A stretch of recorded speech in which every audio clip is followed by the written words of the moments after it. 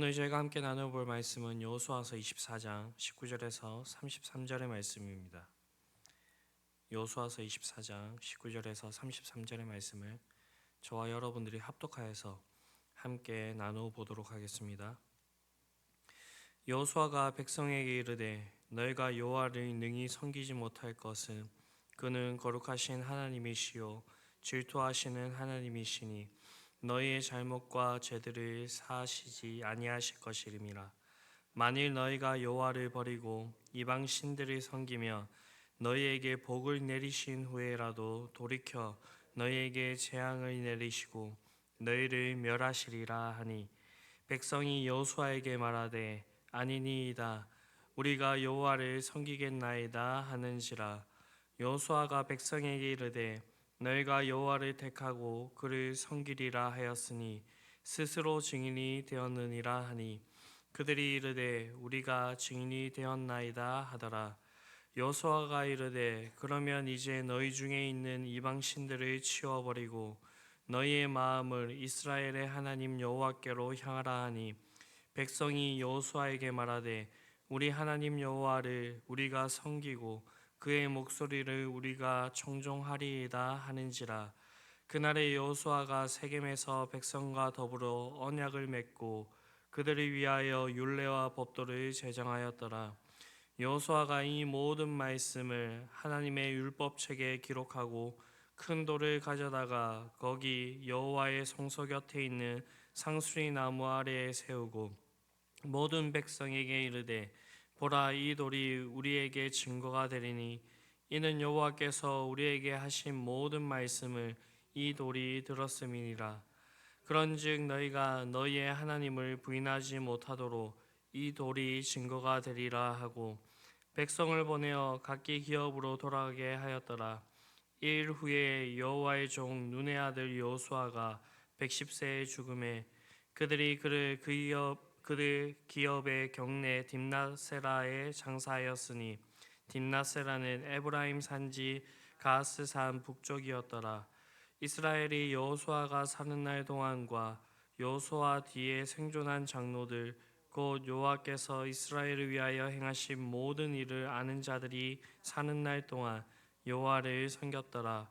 또 이스라엘 자손이 애굽에서 가져온 요셉의 뼈를 세겜에 장사하였으니 이곳은 야곱이 베크시타를 주고 세겜의 아버지 하몰의 자손에게서 산 밭이라. 그것이 요셉의 자손의 기업이 되었더라. 아론의 아들 엘라살도 죽음에 그들이 그를 그의 아들 비느하스가 에브라임 산지에서 받은 산에 장사하였더라. 아멘. 오늘 본문은 여호수아서가 마무리되는 그 내용을 담고 있습니다. 그 내용은 언약 갱신과 여호수아와 엘라살의 죽음입니다. 여호수아는 그의 인생의 말미에 있어서 이스라엘의 신앙의 결단을 계속해서 촉구를 하였습니다. 그리고 백성들의 대답은 오직 하나님만을 섬기겠다 그렇게 응답하고 있었습니다. 이러한 일은 지속해서 여호수아가 이 백성에게 행한 것이었습니다. 그렇다면 여호수아는 왜 이렇게 계속해서 백성들의 다짐을 받고 있는 것일까요? 그것은 이스라엘 백성이 가나안 땅에 살아갈 때에 그 땅에 있는 그 이방 문화와 우상의 유혹이 지속적으로 있었기 때문입니다. 그렇게 계속적인 의지적인 결단이 있어야지 이 유혹에 넘어가지 않을 수 있다라는 것입니다. 이 백성이 이러한 유혹에 넘어가서는 안 되는 그 이유는 19절에서 20절의 말씀처럼 이들이 이 유혹에 넘어가게 된다면 하나님께서는 복을 내리신 후에라도 화를 내리시고 그들을 멸하실 것이기 때문입니다. 이것은 어떻게 보면 당연한 것입니다. 생명이신 참된 복이신 하나님을 떠나서는 우리가 생명을 온전히 가질 수도 없고 참된 복을 누릴 수도 없다라는 것입니다. 또한 하나님께서는 공의이시기 때문에 죄와 함께 하실 수 없는 분이시기 때문에 악을 반드시 멸하셔야 합니다. 반대로 우리가 하나님의 말씀을 순종하고 그를 의지하면 우리에게는 참된 생명이 이르게 될 것이고 풍요로운 삶의 그 복을 얻게 될 것이며 하나님의 인정을 받게 되는 그러한 삶을 살아갈 수 있게 된다라는 것입니다. 이 말씀은 이 시대를 넘어서 가나안 땅처럼 영적으로 혼란한 이 세상을 살아가는 우리에게도 동일하게 적용이 됩니다. 우리가 사는 이 세상은 우리를 끊임없이 유혹합니다. 언제까지요? 우리가 천국 문에 이르러 그 천국에 들어가는 순간까지 우리를 집요하게 유혹할 것입니다. 그렇기 때문에 우리의 인생에 있어서도 계속적인 신앙의 결단이 필요합니다. 이처럼 우리의 인생은 계속적인 신앙의 결단으로 만들어진 그 계단을 한 계단 한 계단 올라가 천국에 이르는 그 과정이라 볼 수가 있는 것입니다. 그러므로 우리들이 해야 될 것은 우리에게 이러한 유혹들이 있을 때마다 여호수아의 그 결단을 기억하고 계속되는 신앙의 결단을 내려야 한다라는 것입니다. 그렇게 하기 위해서 우리가 해야 될 것은 우리의 마음을 지켜야 합니다. 23절을 보게 되면 여호수아는 이스라엘 백성들을 향하여서 이렇게 얘기하고 있습니다. 여호수아가 이르되 그러면 이제 너희 중에 있는 이방 신들을 치워버리고 너희의 마음을 이스라엘의 하나님 여호와께로 향하라 하니, 사람이 마음에 무엇을 품고 있느냐는 그 사람의 생각과 행동으로 드러나게 됩니다. 우상숭배라고 하는 것은 이러한 마음을 지배하는 것 혹은 그 마음을 차지하고 있는 것으로서 하나님 이외의 것을 그 마음에 두는 것입니다. 따라서 우상숭배는 보이는 자연이나 자연현상이 아니고 눈에 보이지 않는 것이라 할지라도 그것이 얼마든지 우상이 될 수가 있다라는 것입니다. 고대 사람들은 전쟁의 신, 공포의 신, 역병의 신과 같은 눈에 보이지 않는 그런 현상들을 놓고 그것을 형상화하여서 그렇게 섬겼습니다. 이런 의미에서 보면 오늘을 살아가는 우리에게 있어서는 하나님보다 더 사랑하고 그 앞에 허리를 굽히며 절하는 그 모든 것이 될 수가 있다라는 것입니다. 그것이 돈이 될 수가 있고요, 권력이 될 수가 있고요, 우리의 쾌락이 될 수가 있고요, 우리의 지식이 될 수가 있고요, 우리의 자녀들이 될 수 있다라는 것입니다. 그렇다면 왜 사람들은 그 마음에 하나님 위의 것을 품고 하나님께 돌려야 될 그 영광을 우상에게 줘버리게 되는 것일까요? 이에 대한 답은 로마서 1장 21절에서 23절의 말씀을 통하여서 알 수가 있습니다. 하나님을 알되 하나님을 영화롭게도 아니하며 감사하지도 아니하고 오히려 그 생각이 허망하여지며 미련한 마음이 어두워졌나니 스스로 지혜 있다 하나 어리석게 되어 썩어지지 아니하는 하나님의 영광을 썩어질 사람과 새와 짐승과 기어다니는 동물 모양의 우상으로 바꾸었느니라. 즉 죄악으로 부패한 우리의 마음 때문에 이 더러운 죄악으로 가득 찬 우리의 마음이 하나님의 거룩함을 담아 두기보다는 오히려 패역한 그 우상의 그 모습들을 우리의 마음속에 담게 된다라는 것입니다. 이와 같이 우상 숭배는 우리의 부패한 마음에서 시작이 됩니다. 그렇기 때문에 우리는 무엇보다도 부패한 마음을 제거하기 위하여서 신명기의 말씀처럼 우리의 마음에 할례를 받아야 합니다. 우리가 마음의 할례를 받으면 우리의 마음의 눈이 떠져서 하나님을 바르게 볼 수가 있고요, 하나님께서 주시는 그 생명을 우리가 소유할 수 있게 된다라는 것입니다. 마음의 할례를 받고 그 할례의 흔적을 가지고 있을 때에 우리는 하나님께 합당한 영광을 돌리게 된다라는 것입니다. 그러나 우리가 이 세상을 살아가면서 이것이 너무나도 어려움을 알 수가 있습니다. 그래서 하나님께서는 우리를 위하여서 우리의 믿음을 더욱더 강화할 수 있는 그런 표식들을 허락해 주십니다. 오늘 본문 25절에서 28절을 보게 되면 여호수아는 이스라엘 백성들과 언약을 세운 뒤에 큰 돌로 언약의 증거를 삼아 세우고 백성들을 각자의 기업으로 돌려보냈습니다. 여기서 증거의 돌은 여호수아와 이스라엘 백성들 간의 언약을 보증해주는 하나님의 표식이었습니다.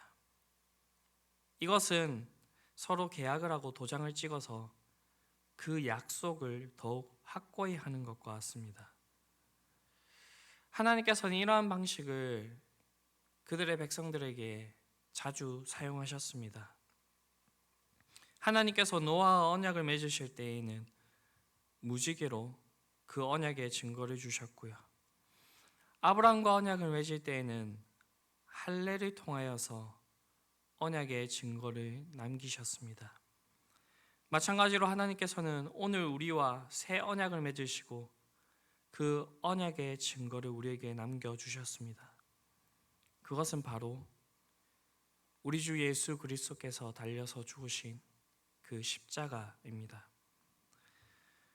사랑하는 성도 여러분, 십자가형은 그 당시에 최고의 중형이었습니다.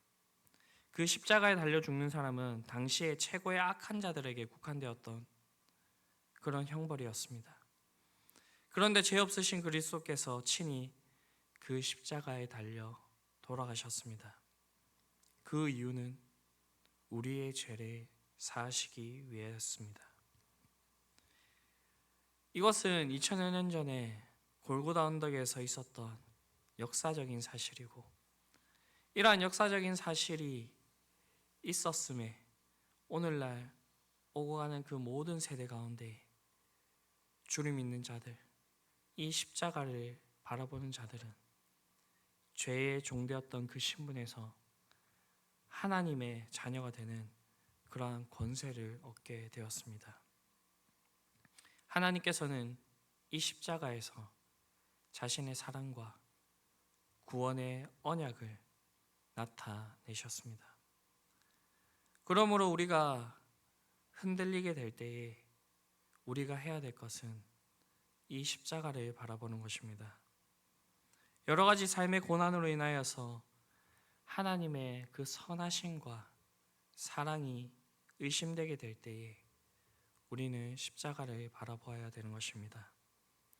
인생의 짐이 너무나도 무거워서 우리가 감당할 수 없을 때에도 우리는 이 십자가를 바라보며 이 십자가를 의지해야 될 것입니다.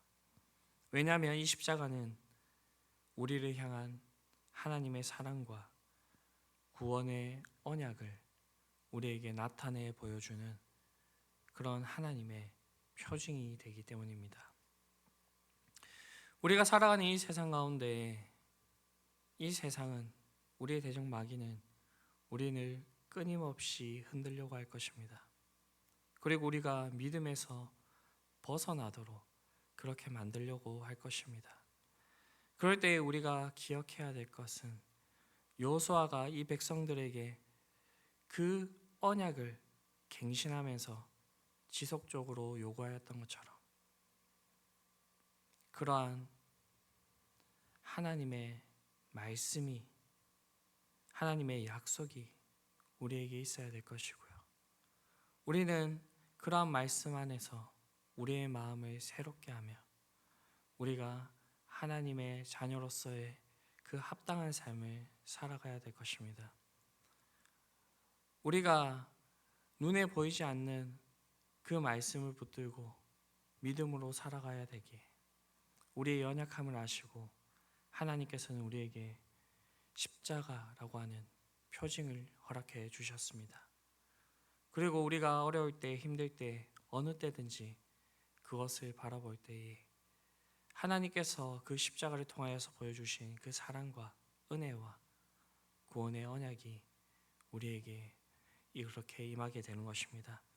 이러한 사실들을 기억하시면서 우리의 인생길에서 하나님을 놓치지 않고 하나님의 화가 우리에게 임하는 것이 아니라 우리가 하나님과 함께함으로 하나님의 복이 우리에게 임하게 되어서 그렇게 복된 그 인생들을 살아가실 수 있는 저와 여러분들이 될 수 있게 되기를 간절히 바랍니다. 기도하시겠습니다. 사랑과 은혜가 풍성하신 아버지 하나님, 여호수아서의 마지막에 여호수아가 하나님 앞에서 다시 언약의 갱신을 하는 그 모습을 우리가 살펴보았습니다. 끊임없이 우리가 하나님 말씀 앞에 서야 되는 것은 이 세상이 우리를 끊임없이 흔들기 때문입니다. 하나님 아버지, 이런 유혹 가운데 우리가 흔들리지 않도록 주의 말씀을 우리에게 더욱더 견고하게 심어주시고, 우리가 그 흔들리지 않는 그 반석의 말씀 위에 온전히 서는 자들이 될 수 있게 되기를 바랍니다. 그 말씀 안에 있을 때에 우리의 마음을 지키며 우리가 하나님을 배반하지 않고 우상들을 섬기지 않으며 하나님의 그 복과 생명을 온전히 받아 누리는 자들이 그렇게 되는 줄 믿사오니 주님, 우리를 붙들어 주시고 함께하여 주시옵소서. 그러나 우리는 너무나 연약합니다. 우리의 인생 가운데 이런 유혹과 어려움과 힘든 순간이 있을 때 흔들리게 됩니다. 그때에 우리를 위하여서 주어주신 그 표징인 십자가를 바라보게 하여 주시옵시고, 그곳에서 일어난 그 사건들을 기억하게 하여 주시고, 우리가 그것에 힘입어서 우리의 인생을 하나님 앞에서 바르게 살아갈 수 있는 자들이 되게 하여 주시옵소서. 이 모든 말씀 우리를 구원하신 예수 그리스도의 이름으로 기도드립니다. 아멘.